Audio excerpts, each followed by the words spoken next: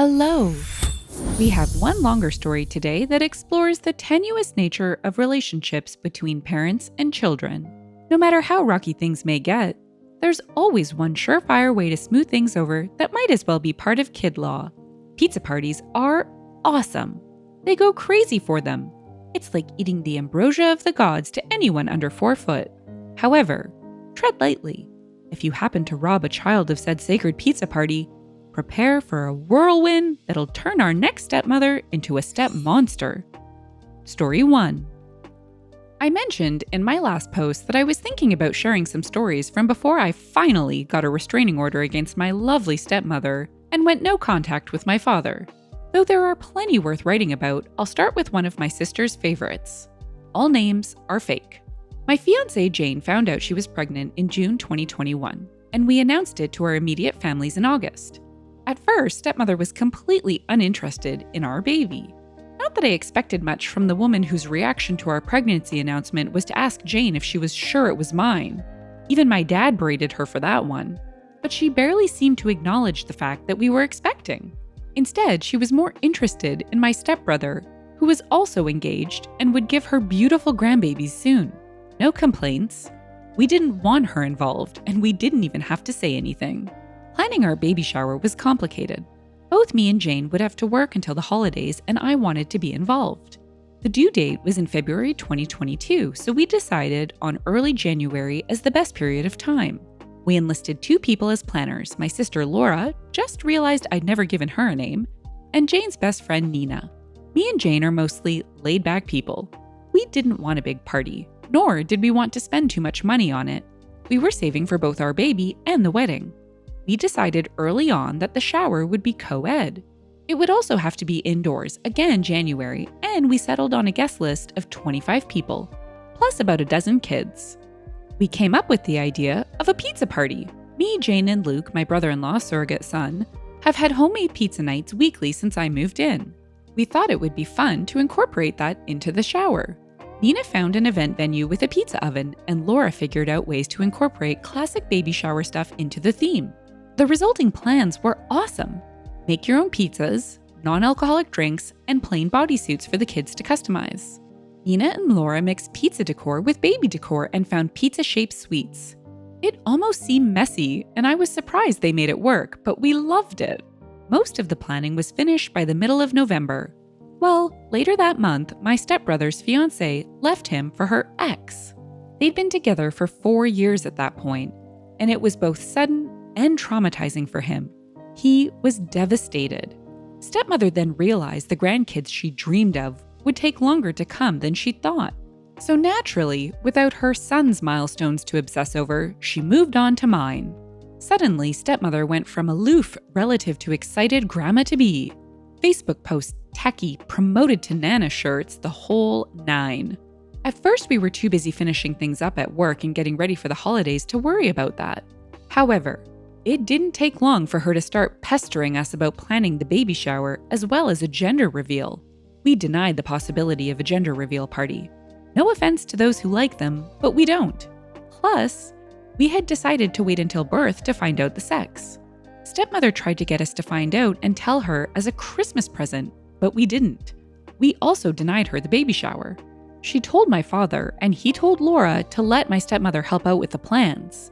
She was still living with at the time, so she didn't have much of a choice. She called Nina, and they met stepmother for coffee. Though I wasn't there for that meeting, Laura told me what happened later. Before they could even mention their plans, stepmother started talking about hers. According to Laura, she pulled a shockingly thick binder, complete with the words, "Oh baby," on the cover, colorful tabs and pieces of fabric poking out, from her bag and skipped to the shower section. It was short compared to the rest of the binder, but still long. And it was all to describe her one and only baby shower project. Laura sent me pictures, and oh boy. I'll give her this. It looked like the most Instagrammable baby shower ever. That being said, it was also barely functional and obviously expensive. There were balloons, oversized teddy bears, giant alphabet blocks, and cringeworthy signs everywhere. Stepmother was going for pretty over cozy, with uncomfortable chairs and some fancy food ideas that didn't look edible. Most of them had soft cheeses, which Jane couldn't even eat. The color palette was just 3 different shades of pink with gold accents. We'd be fine with a pink baby shower if it at least tried to mix things up a little, but stepmother's pictures looked like Barbie had puked all over Hello Kitty's birthday party. Oh, what an image. When Nina tried to remind her that we didn't know the sex, stepmother said she just knew it was a girl. Spoiler alert, it wasn't.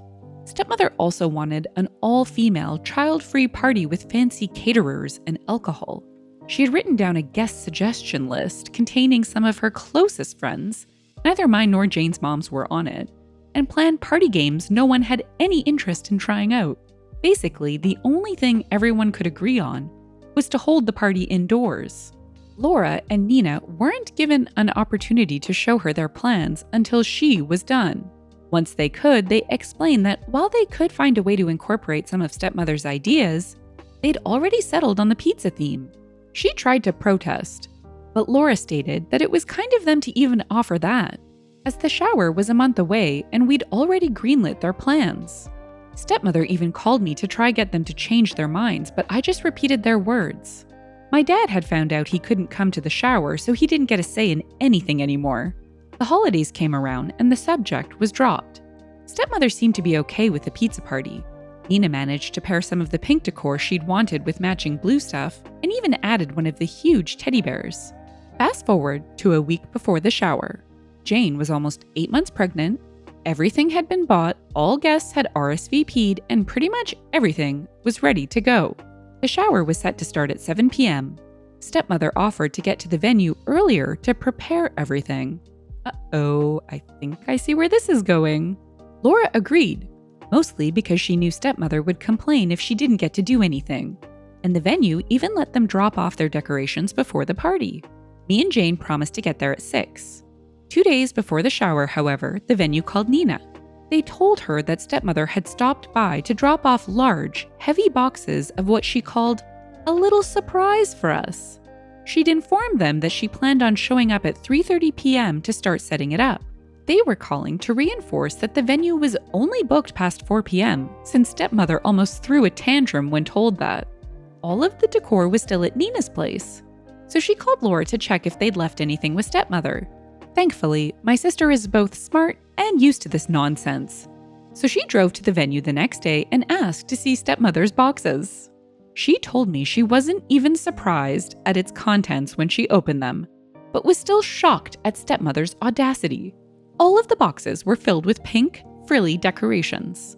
Some of them seemed to be the exact same items stepmother had initially shown Laura and Nina. The signs, the balloons, the placemats, everything. Laura realized that's why stepmother intended to get to the venue earlier, to set up the baby shower she'd planned and pretty much force us all to party in Barbie hell with her. She called Nina to figure out what to do. Neither of them could come at 4 p.m., so it was almost inevitable for stepmother to get her way. The most obvious solution they came up with was to throw everything away. But Laura had a better idea. That night, they called me and Jane. Hey, want to destroy a party in 2 hours? Laura got home and invited stepmother to go to a salon with her, lying about having coupons. Stepmother agreed, and they planned on going after stepmother was done preparing the baby shower. At 4 p.m. the next day, stepmother got to the venue.